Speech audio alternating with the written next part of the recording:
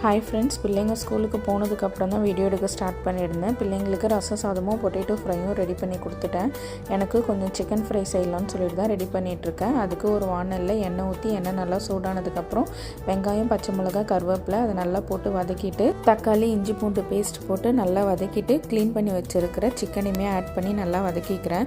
ஒரு 5 minutes lid போட்டு மூடி வச்சுட்டு சிக்கன் நல்லா வெந்ததுக்கப்புறம் தனி மிளகாத்தூள், கரம் மசாலா, கொத்தமல்லி தூள், மஞ்சள் தூள், உப்பு சேர்த்து நல்லா கிளறி விட்டுட்டு ஒரு டம்ளர் தண்ணி ஊற்றி லிட் போட்டு க்ளோஸ் பண்ணி வச்சிங்கன்னா ஒரு 10 மினிட்ஸில் சிக்கன் ஃப்ரை ரெடி ஆகிடும். ஃபைனலாக கொத்தமல்லி இலை தூவி இறக்கி வச்சிட்டோம்னா சூப்பரான சிக்கன் ஃப்ரை ரெடி. இது ரசம் சாதம் கூட சாப்பிடும்போது ரொம்பவே டேஸ்ட்டாக இருக்கும்.